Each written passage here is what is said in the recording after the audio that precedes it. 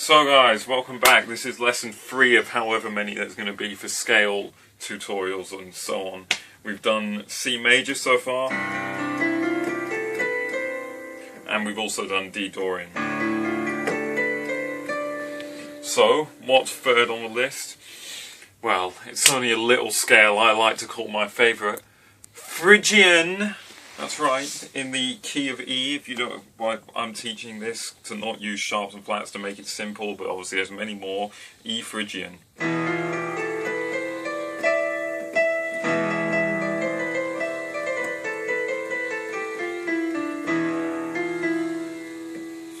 That's the E Phrygian scale. Now, not to get confused with the Phrygian dominant scale, which I'll go over in a later video. That's slightly different. I'll just go quickly over it now. It's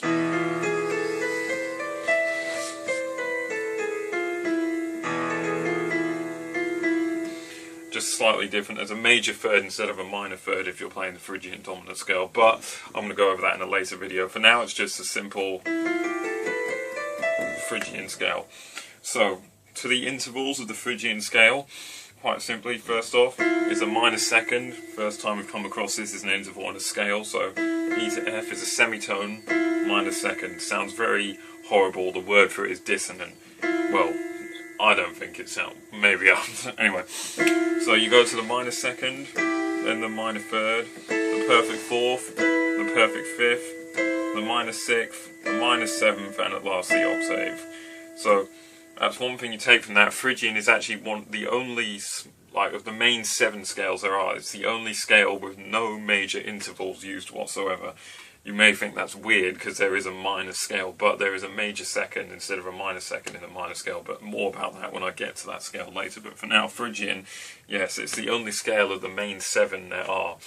Major, Dorian, Phrygian, Lydian, Mixolydian, minor, and Locrian. This is the only scale with no major intervals in it at all.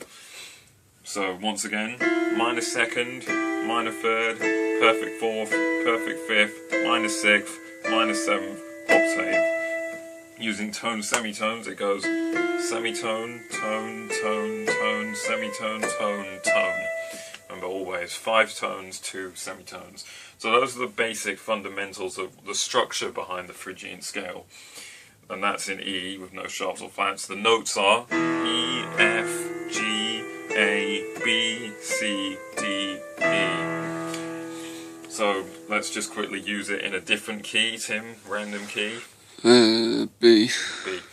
So B is the key. How will we go the Phrygian scale on that? Well, let's follow the pattern. Let's follow the pattern. So semitone, tone, tone, tone, semitone, tone, tone.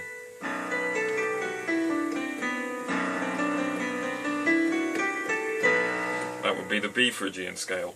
So now, like, if it's soloing over the Phrygian scale can be fairly difficult if you're like playing on the piano to use a chordal progression and then solo with the right hand over the top. For the left hand, it's kind of difficult to find a flowing chordal progression in a sense for a Phrygian solo. I mean, there are some out there. They can easily work. It would involve chord inversions and 7th chords, but so to keep things simple, usually more often than not, you'd find in a song, mostly in a metal song, it's a metal scale, primarily used as a metal scale. That's why it's one of my favourite scales. You'd hear a riff over the back. You'd hear like a riff under the back of it, like underneath it. A riff sounding something like, I don't know, let's just say, for example, if we're doing an E Phrygian, it's something like this.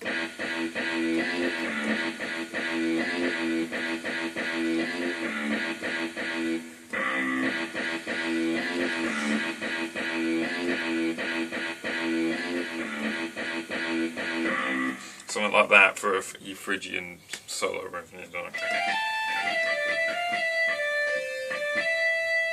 But that's the thing about it. If you're playing simply, I'm not good enough. I'll say it right now. I'm only intermediate player. I'm not amazingly good where I can just play like different irregular things with both hands.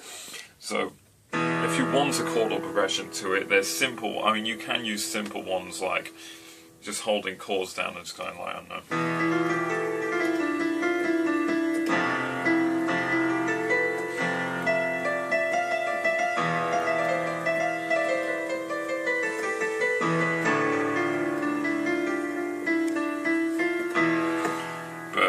hard to make it work. So stick with riffs, but there are some out there. In fact, I have written one down. I tend to forget it because I've spent time writing down chord progressions for each of individual scale, and I did come up with one for E Phrygian, even though it's a bit dodgy here and there. It still works, I'd say, but I'd say it works more for Phrygian dominant, but you can use it, you can make it work for the E Phrygian scale as well, just standard E Phrygian. So starts out with an inversion. As I've said, you need to use inversions. That's A minor / E, so that's A minor played in the second inversion, but I'm teaching scales, so I'm not going to go over inversions.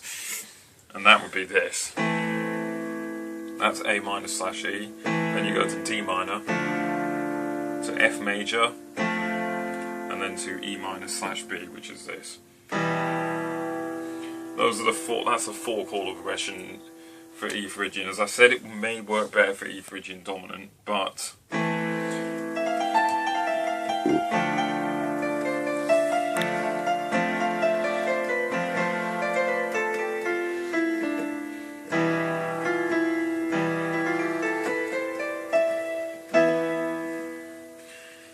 so that's a chord progression for E Phrygian. And just one thing obviously before I finish, what it sounds like, as you can probably tell, Middle Eastern, Arabic, those are sounds associated with the Phrygian scale. Again, another thing is I've learned from a lot of people telling me it's good to like the scale, like all scales, but there is one part about a Phrygian scale that you can't overuse it in a song, because it does, although it's a good sounding scale, it's very repetitive. The sound of it generated by it sounds good, but overuse of it makes it very boring and repetitive, because there's only so much things you can do with each scale, and Phrygian is hard to kind of like make a variation if you're staying in the same Phrygian scale. So that's why it's only best used for like sections of songs. If you're going to use it, you can put solos over it, but it's probably best not to attempt to write a full song with only one Phrygian scale used in it and only like a few Phrygian chord progressions, because it will make the song very not basic, but very flat. Like I'm saying, not so much happening in it, because it's kind of, I'd like to call it like a one-track scale, in a sense. Like you can't go that far, you can't branch out that far if you're only restricting yourself to use Phrygian in the same scale. So let me just end this video out with something you could do in E Phrygian, for example. Let's just go for B Phrygian this time. For example, you could do something like this, but again, as I said, it limits you a bit, but this is something you could do, like as a break between things. You know what, let's do it in A, actually.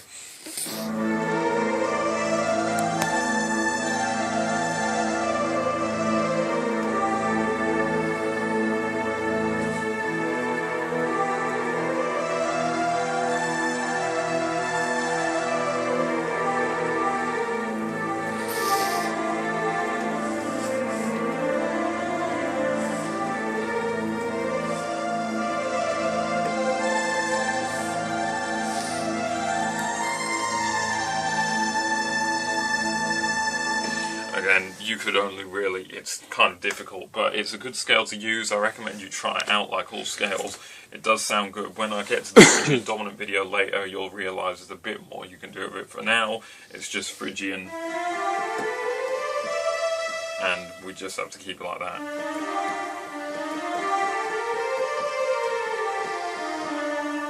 The Phrygian scale in a nutshell. Thank you for watching, like and subscribe, and keep tuned for more.